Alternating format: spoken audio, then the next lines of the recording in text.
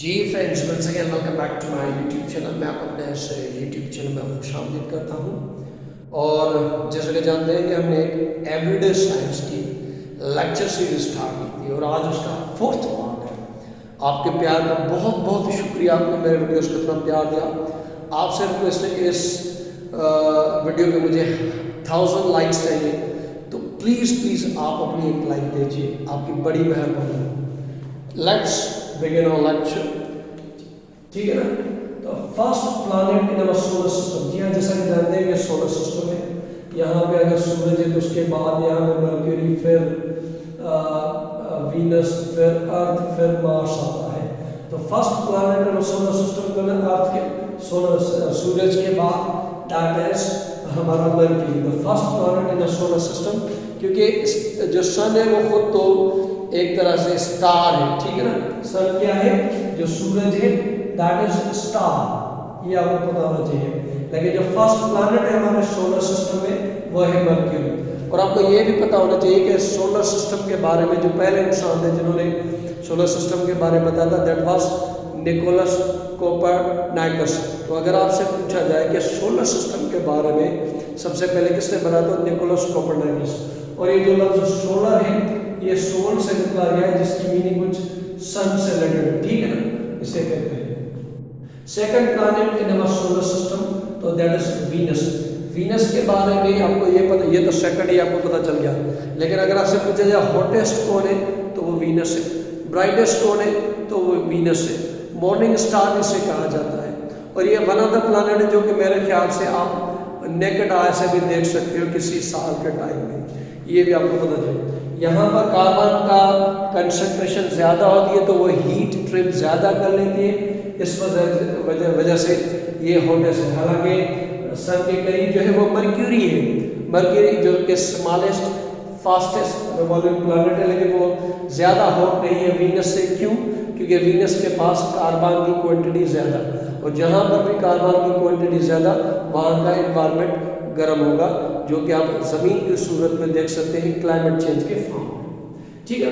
Third planet की बात करें, अर्थ प्लैनेट, जिसे ब्लू प्लैनेट भी कहा जाता है, लाइफ सपोर्टिंग प्लैनेट भी कहा जाता है, ठीक है। फोर्थ प्लैनेट की बात करें तो वो है मार्स प्लैनेट, जिसे रेड प्लैनेट भी कहा जाता है। और ज़्यादातर नासा की या इंडिया के इसरो की जो रिसर्च है, या यूएई ने भी अपना एक मिशन भेजा था होप के नाम से, तो ये सब मार्स पर रिसर्च कर रहे हैं। तो next similar to the earth the planet is Mars, वहाँ पे या इलोन मस्क या स्पेस अमेज़न वाले भी यहाँ पे मार्स पे कुछ एक्सप्लोर करेंगे। अगर फ्यूचर में कोई बंदा स्पेस टूरिस्ट का कोई प्रोग्राम अगर लॉन्च किया जाए या वहाँ पर रहने का प्रोग्राम हो तो मार्स पे रिसर्च जारी है। फिफ्थ प्लैनेट की बात करें तो जुपिटर, बिगेस्ट प्लैनेट, ये आपको पता चाहिए जुपिटर फिफ्थ प्लैनेट है, लेकिन बिगेस्ट प्लैनेट है in our solar system. Sixth planet की बात करें तो सैटर्न है। सेवन्थ प्लैनेट की बात करें तो यूरेनस, और अगर एट्थ प्लैनेट की बात करें तो वो नेपच्यून है। ये आपको यहाँ पर ये भी बता दूं कि यहाँ पर एक फ्रेज है जो कि आप याद कर सकते हैं, my very educated mother just serve us noodles. My very educated mother just serve us noodle. इसी वर्ड के लफ्ज़ों अल्फाज के सीक्वेंस से आपके प्लेनेट की तरतीबें जो हम देख सकते हैं। जैसे जैसे यहाँ पर अगर सूरज है, जैसे जैसे ये जाएगा तो लास्ट में ठंडा वाला प्लेनेट, ठंडा ज़्यादा वाला दूर वाला प्लेनेट ठंडा होगा, क्योंकि सूरज के जो किरणें होते हैं उनमें कम बढ़ जाती है, ये ठंडा प्लेनेट होता है, ठीक है ना। एथ प्लेनेट मैकिंग एन एनिमल, आपने अपने बायोलॉजी की लैब में बास का देखा होगा, तो वैसे ही जानवर आपकी बायोलॉजी की लैब में पड़े होते हैं। या अगर आप लाहौर के किसी जूलॉजिकल गार्डन में गए तो जानवरों के अलावा एक और मैंने वहाँ पे कमरा देखा था, जैसे वहाँ पर जो मर जाते थे जानवर तो उनकी खाल निकाल के वैसे ही जानवर बना दिए जाते ऐसा मॉडल। तो या अगर आपने नहीं देखे तो आपने कभी ना कभी अपनी बायोलॉजी के लैब में देखे होंगे कि कोई सांप हो गया, मंकी हो गया, कोई भी जानवर होगा, वैसे ही उनकी स्किन निकाल के उनके शेप को उनकी स्किन को निकाल। तो जब एनिमल मर जाते हैं तो उनकी स्किन को निकाल के जब उनके उस स्किन से ही वैसे ही एनिमल बनाए जाते हैं, तो इस अमल को कहा जाता है टैक्सीडर्मी। और जैसे ही डर्म का लफ्ज़ आ जाता है, ये आप जान लें, ये डर्म का जो ताल्लुक है दैट इज स्किन, और जो डॉक्टर स्किन के बारे में पढ़ता है उसे कहते हैं डर्माटोलॉजिस्ट। और जिन स्किन पे लिखा, जिन दवाइयों पे लिखा, ऑइंटमेंट पे लिखा डर्मो, तो ये समझ लें कि ये स्किन के ट्रीटमेंट के लिए। Most common element in the universe hydrogen, सबसे ज़्यादा जो कॉमन एलिमेंट है वो हाइड्रोजन है। और ना सिर्फ ये, मैंने खुद पढ़ा है कि सन जो सूरज है इसमें 70 से ज़्यादा जो है वो आपका हाइड्रोजन होता है।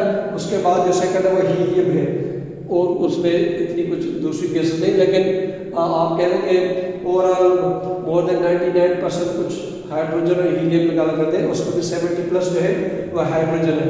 और यूनिवर्स में भी सबसे ज़्यादा हाइड्रोजन है। अगर गैस की बात करें, एनवायरनमेंट की बात करें, गैसेस में एनवायरनमेंट तो नाइट्रोजन है।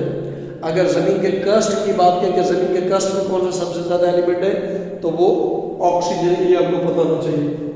कस्ट, ज़मीन के कुछ लेयर होते हैं, फर्स्ट पहले को कस्ट, दूसरे को मेंटल, दूसरे को कोर, फिर ये आगे जाकर डिवाइड होते हैं आउटर कोर, इनर कोर, ठीक है ना।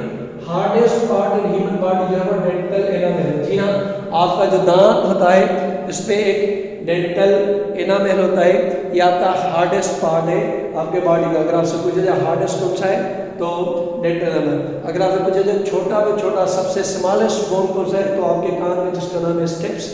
मसल भी आपका कुछ स्टेप्स के नाम से है, वो भी कान में। लॉन्गेस्ट से अगर आपसे पूछा जाए तो फीमर है।